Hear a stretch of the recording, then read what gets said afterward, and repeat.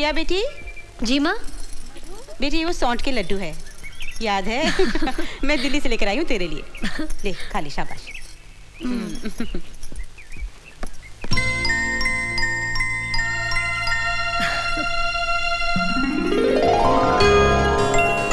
आ मधु बैठ। माँ मेरे लिए दिल्ली से सौंठ के लड्डू लाई है, इसे खाएगी ना तो बहुत फायदा होगा। खा।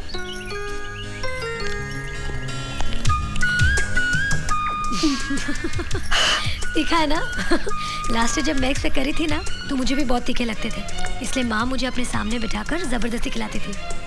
एक और खाएगी? अरे मारी कहना नहीं मैंने लड्डू खिलाए। ओके मधु। जी माँ जी। अरे तुम यहाँ हो और मैं तुम्हें तुम्हारे कमरे में ढूंढ रही थी। मैं दादाजी के पास बैठी थी। क्या बात है, तुम रो रही हो? नहीं नहीं नहीं, मैं रोने वाली पिक्चर देख रही थी ना इसीलिए। रो पड़ी। चल तो मेरे साथ। चल बैठ, आराम से आराम से। मधु बेटी, ये है ना, ये सौंठ के लड्डू हैं। इसे खाने से बच्चे को और माँ को दोनों को बहुत फायदा होता है। चल खा ले। नहीं नहीं माँ जी, मैं बाद में खा लूंगी। नहीं नहीं, बाद में नहीं, तुझे मेरे सामने खाना होगा वरना तू रख देगी। नहीं नहीं माँ जी, तीखा होता है ना इसलिए मैं जानती हूँ। चल मुँह खोल। नहीं माँ जी, माँ जी मैं। शाबाश शाबाश बच्ची मेरी, मुँह खोल मुँह खोल मुँह खोल मुँह खोल। शाबाश शाबाश, ठीक है ना? शाबाश। अरे मधु बेटी, तुम्हारे पैरों में तो बहुत सूजन है। जी मैंने डॉक्टर से कहा था, लेकिन उन्होंने कहा ऐसा होता है। ऐसा होता जरूर है, लेकिन ज्यादा सूजन अच्छी बात नहीं। मैं तेरे पैरों में ना 7 बूटी वाला तेल लगा देती हूँ, उससे सूजन कम हो जाती है। बंसी जी माँ जी। वो 7 बूटी वाला तेल तो लाना। अभी ना। बस रख दो जी। ला बेटी। नहीं नहीं माँ जी, आप मेरे पाँव को हाथ लगाएं, मुझे अच्छा नहीं लगेगा। लेकिन मुझे तो अच्छा लगेगा। जिसे जुबान से बेटी कह दिया उसे मन से बेटी मान भी लिया। तू मेरी बेटी है ना? हाँ?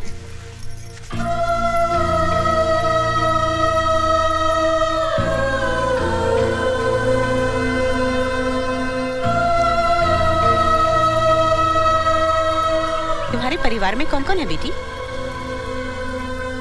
मेरा कोई नहीं है माँ जी। इंडिया में तो होगा ना? दुनिया में नहीं है।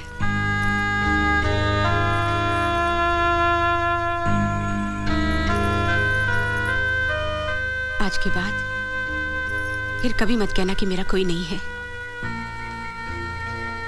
अब से ये सारा परिवार तुम्हारा है।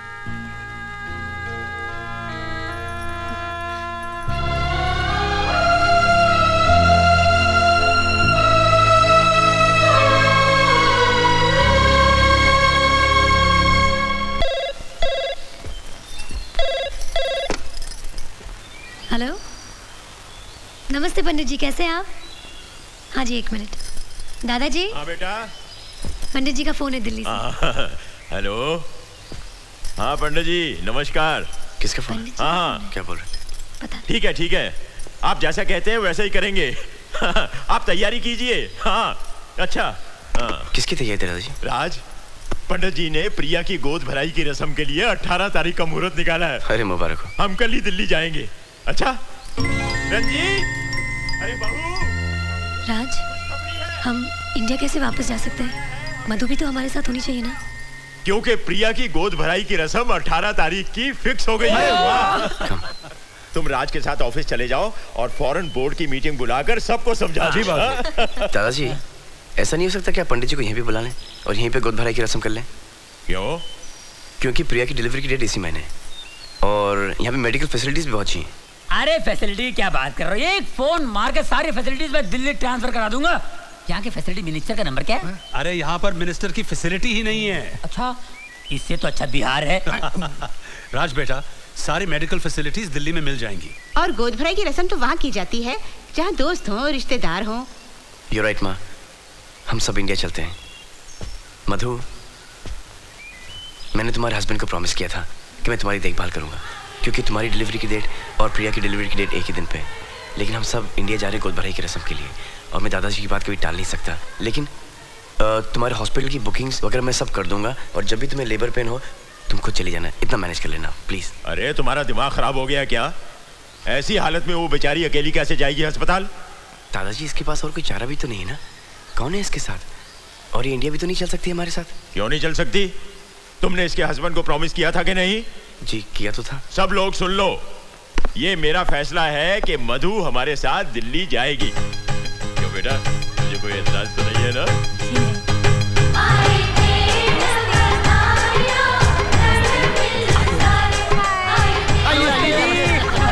वो मेरे पापा और वो मेरे भैया भाभी। ये लोग क्या लेके आए हैं? शगुन। गोद भराई की रस्म में होने वाली माँ मैके के ही कपड़े पहनती है। अरे वाह, ये रस्म इतनी बड़ी होती है। Very fun.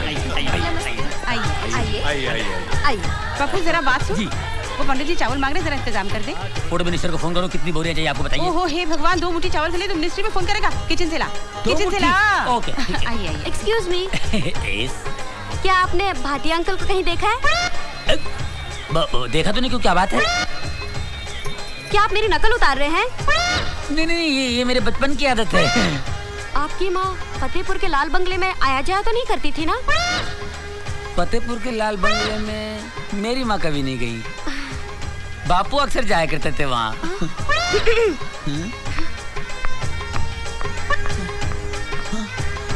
बापू हमेशा कहा करते थे कि बेटा तेरी को एक बहन है।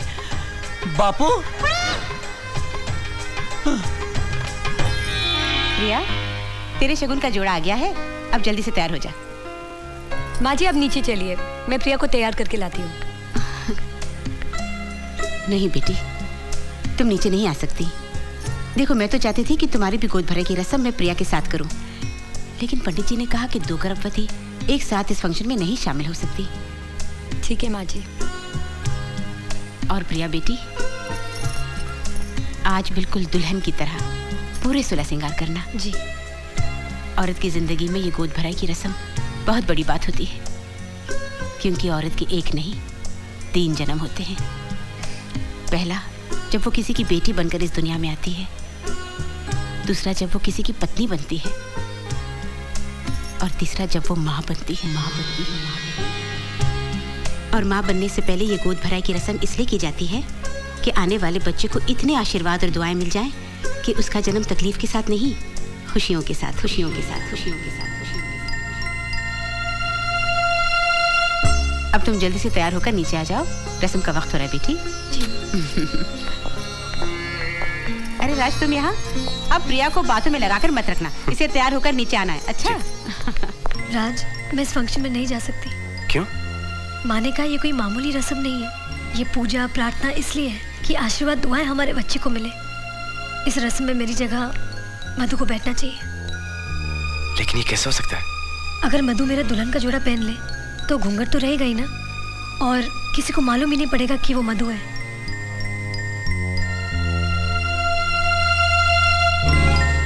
प्लीज राज।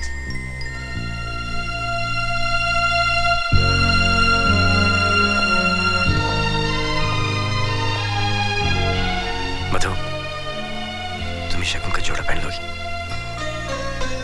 ठीक है। Thank you.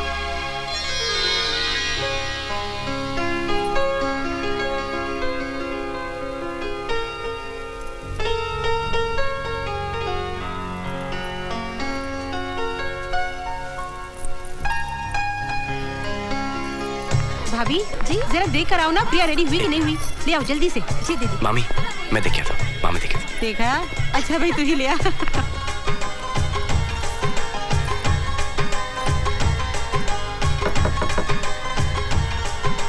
कौन? हाँ, मैं।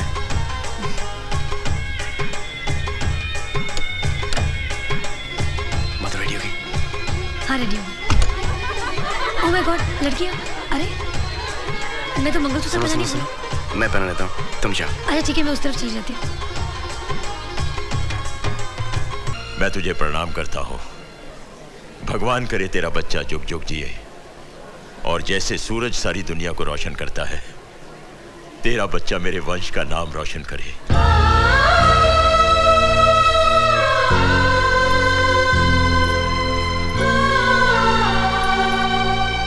भगवान करे तुम्हारे बच्चे को मेरी उम्र लग जाए और वो तुम्हारी जिंदगी में इतनी खुशियां लाए कि उसके सामने दुनिया की सारी खुशियां फीकी पड़ जाए।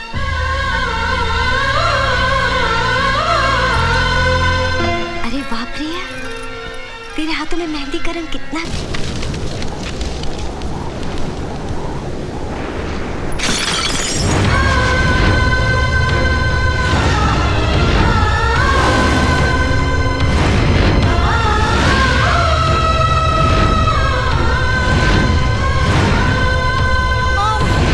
फंक्शन अच्छा रहा। बहुत ही अच्छा। सबसे अच्छा क्या था?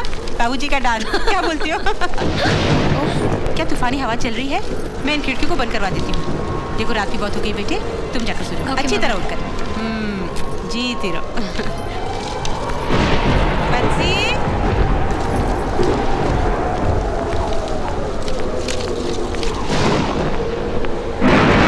मधु,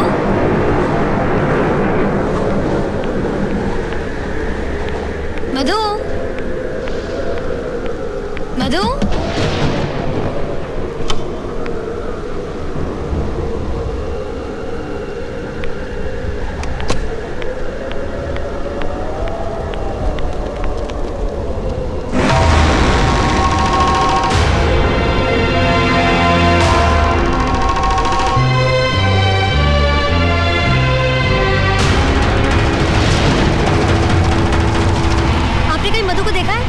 अभी स्टेशन की तरफ गई है। क्या?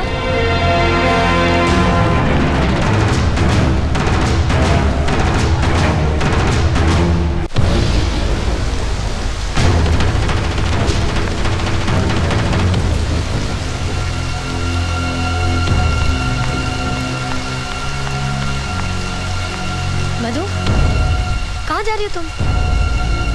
इस बच्चे की माँ प्रिया मल्होत्रा नहीं है, मैं हूँ। ये मेरा बच्चा है, मैं अपना बच्चा नहीं दूंगी। मुझे माफ कर दो, मैं ये बच्चा नहीं दे सकती। मधु, ऐसा मत कहो। 9 महीने मैंने इस बच्चे के जन्म के लिए तपस्या की है। हर रोज इस बच्चे के लिए एक नया सपना देखा है।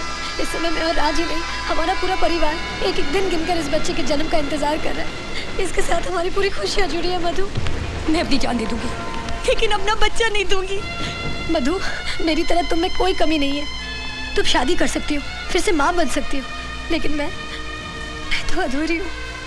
मैं कभी माँ नहीं बन सकती। मधु, मैं तुम्हारे हाथ जोड़ती हूँ, मुझे ये बच्चा दे दो। इसके बदले तुम्हें जो चाहिए मैं तुम्हें दे दूंगी। रुपया, पैसा, जायदाद, तुम्हें क्या चाहिए बोलो मधु, तुम्हें क्या चाहिए? ठीक है, मैं तुम्हें अपना बच्चा देने को तैयार हूँ। क्या तुम मुझे अपना पति दे सकती हो?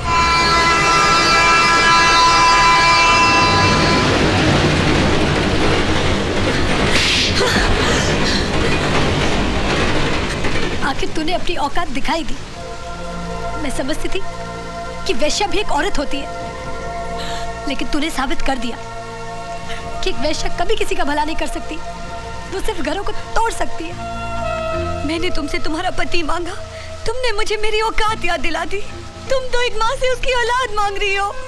माँ चाहे वैश्या हो या किसी घर की बहू, माँ सिर्फ माँ होती है। मैं अपना बच्चा नहीं दूंगी। मैं अपना बच्चा नहीं दूंगी। मेरा बच्चा।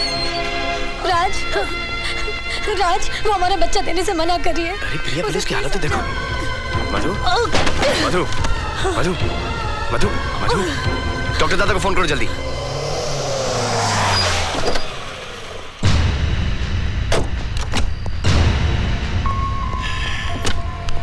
डोंट वरी, सब ठीक हो जाएगा।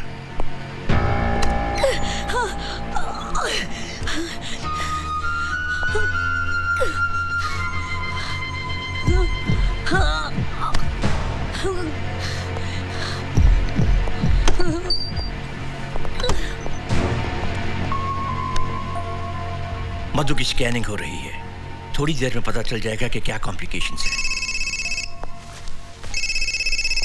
माँ का फोन है। हाँ माँ। अरे तुम, प्रिया, मधु तीनों घर में नहीं हो?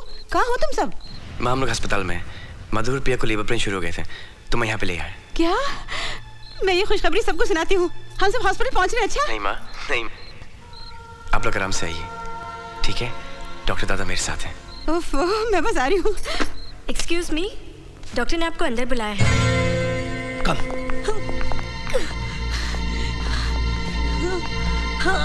पेट में बच्चा घूम गया है, इसलिए वो अपनी नॉर्मल पोजीशन पर नहीं है। फौरन ऑपरेशन करना पड़ेगा। ठीक है, गो अहेड। लेकिन कंडीशन है सीरियस। मैं इस ऑपरेशन में माँ या बच्चा दोनों में से सिर्फ एक को बचा सकती हूँ। हमें जल्दी डिसीजन लेना होगा।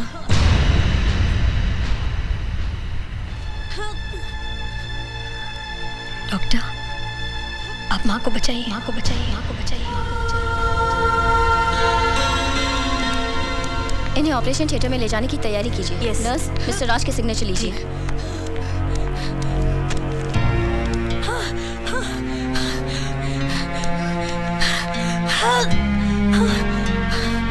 कम ऑन नर्स, इनको अंदर लेके चलो, संभाल के।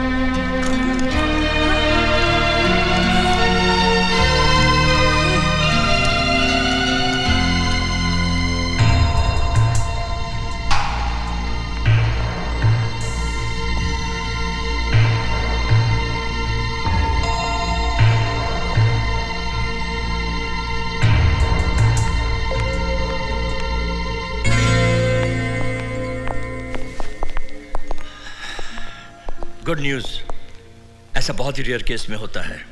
ऑपरेशन कामयाब रहा, बच्चा और मधु दोनों सही सलामत हैं।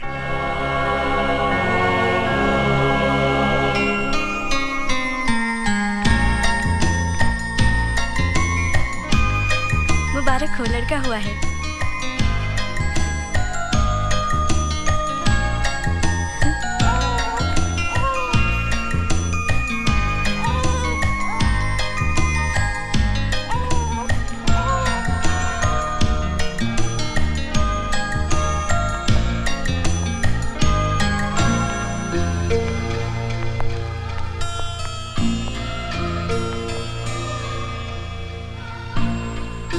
प्यारा बच्चा है। तुम माँ को बचाना चाहती थी ना, माँ भी बच गई और तुम्हारा बच्चा भी। मैं कुछ देर के लिए बहक गई थी, खुद गर्ज हो गई थी। इस बच्चे की माँ तुम ही हो, ये तुम्हारा ही है।